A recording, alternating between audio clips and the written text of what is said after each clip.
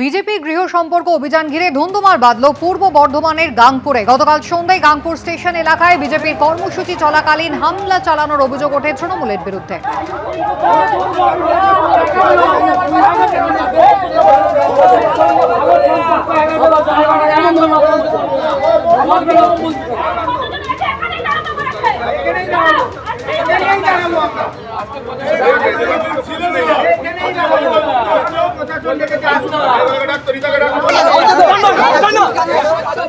বিজেপির কর্মসূচি চলাকালীন তৃণমূল বাধা দেয় এমনটাই অভিযোগ বিজেপির, এবং প্রতিবাদ করলে বিজেপি কর্মীদের মারধরও করা হয় বলে তারা অভিযোগ করেছে। অন্যদিকে পাল্টা তৃণমূল কংগ্রেসের দাবি, বহিরাগত নিয়ে এসে হাতে কাটারি নিয়ে বিজেপি প্রচার করছিল, স্থানীয় বাসিন্দারা তারা প্রতিবাদ করেছিলেন।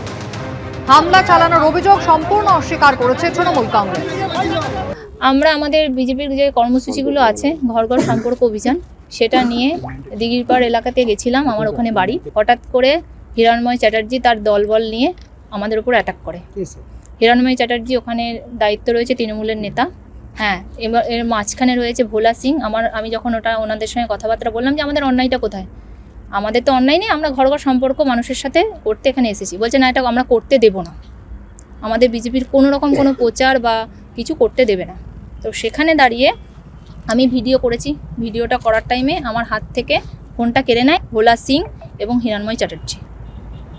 তার সঙ্গে সঙ্গে টোটাল বর্ধমান উত্তর বিধানসভার আজাদ রহমানের নেতৃত্বে টোটাল টিমটাকে নিয়ে এসে ওখানে প্রায় 250 থেকে 300 লোক জমায়েত করে, এবং ওইখানে আমাদের হেনস্থা শুরু হয়।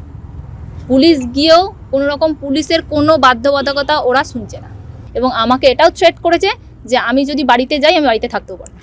আমাদের এখানকার বুথের সভাপতি হিরণময় চ্যাটার্জিকে কাটারি নিয়ে আক্রমণ করেছে।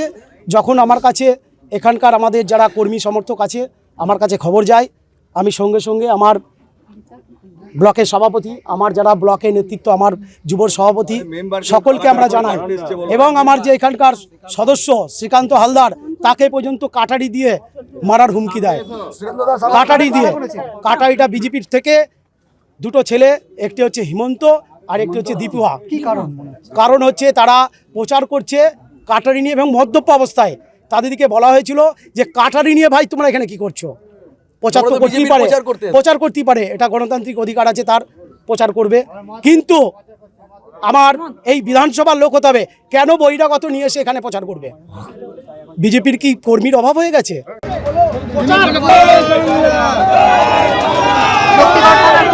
পরিস্থিতি নিয়ন্ত্রণে আনে।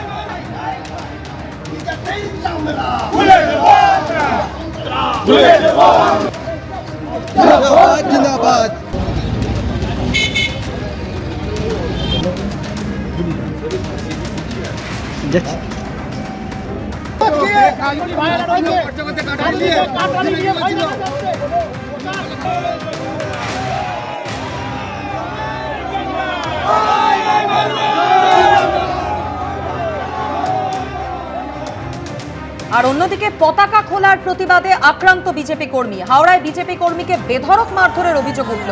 বিজেপি কর্মীকে মারধরের অভিযোগ তৃণমূল কংগ্রেসের বিরুদ্ধে।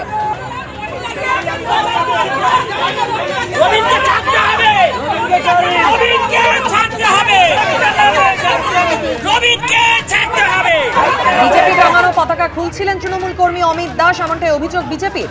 দেখতে পেয়ে প্রতিবাদ করা হয়, আর তারপরে বিজেপি কর্মীকে মারধরের অভিযোগ। মাকে বাঁচাতে এসে আক্রান্ত হন বিজেপি কর্মীর ছেলেও। সকরাইল থানায় ইতিমধ্যে অভিযোগ দায়ের হয়েছে এবং 3 জনকে গ্রেপ্তার করেছে পুলিশ। একদিকে দেখতে পাচ্ছেন পূর্ব বর্ধমানের গাংপুরের ছবি, যেখানে বিজেপির গৃহ সম্পর্ক অভিযানকে কেন্দ্র করে ধুন্ধুমার পরিস্থিতি। অন্যদিকে হাওড়ার সকরাইলে সেখানে পতাকা খোলার প্রতিবাদে আক্রান্ত হতে হয়েছে এক বিজেপি কর্মী।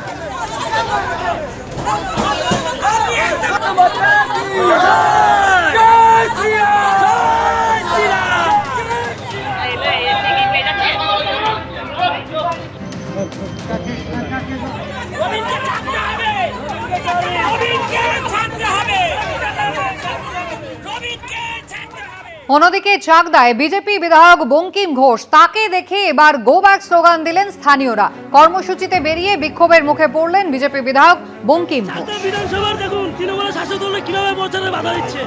এই দেখুন, এটা বলে এদের কালচার, এটা কার নেতৃত্বে দল করে, এটা বলে আদর্শ দল, এটা আদর্শ দল। আপনারা দেখুন, পাল্টা বিজেপি কর্মীরা তারাও জয় শ্রীরাম স্লোগান দিলেন।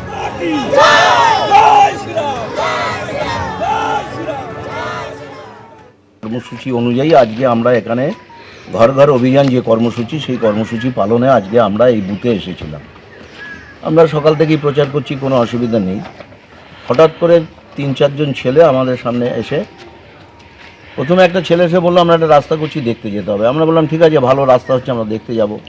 তারপরে আমরা ওদিকে যাইনি, আমরা এদিকে ঘুরে ওই দিকটা যাব ঠিক করেছিলাম। হঠাৎ করে 4-5 জন এসে আমাকে বলছে যে আপনি এখানে প্রচারে ঢুকেছেন। আমি বললাম কেন প্রচারে ঢুকবো না? গণতান্ত্রিক অধিকার, গণতান্ত্রিক রাষ্ট্রে বাস করি, গণতান্ত্রিক রাজ্য, প্রত্যেক রাজনৈতিক দলের অধিকার আছে প্রচার করার, কেন প্রচার করবো না? বললো আপনি কোনো উন্নয়ন করেননি। আমি বললাম আমি উন্নয়ন করিনি সেটা আপনি তৃণমূল, আপনাকে আমি জবাব দেবো না, জবাব দেবো সাধারণ মানুষকে। সাধারণ মানুষ আমাকে প্রশ্ন করুক, আমি জবাব দেবো। এই করতে করতে ওরা 2-1টা গালিগালাজ করলো। গালিগালাজ করার পরে জয় বাংলা স্লোগান, তারপরে ইনডাইরেক্টলি আমাদেরকে থ্রেট করার চেষ্টা করেছে। ওখানে একটা গণবিক্ষোভ হয়েছিল।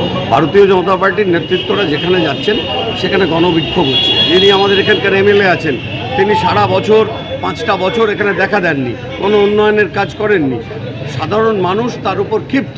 তার উপরে আপনি জানেন যে চাকদা উদ্বাস্তু মানুষের বাস, শরণার্থীদের বাস, যারা ওপার বাংলা থেকে এসেছিল, তাদেরকে কখনো লজিক্যাল ডিসক্রিপেন্সির নামে, কখনো নন ম্যাপিংয়ের নামে তাদেরকে হিয়ারিংয়ে ডাকা হয়েছে।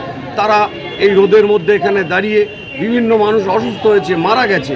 তো এইরকম একটা অবস্থার মধ্যে উনি এসছেন এখন ওনার ভোট প্রচার করতে। স্বাভাবিকভাবে সাধারণ মানুষ ক্ষেপে গেছে। যাদবপুর বিশ্ববিদ্যালয়ে তুলকালাম, এসএফআই WTI সংঘাত, একে অপরের বিরুদ্ধে মারধরের অভিযোগ। গন্ডগোলের মাঝে পড়ে গুরুতর আহত এক অধ্যাপক।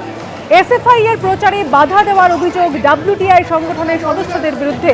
বিশ্ববিদ্যালয়ের ফেস্ট বানচালের চেষ্টা এসএফআই এর, এমনটাই পাল্টা দাবি WTI এর।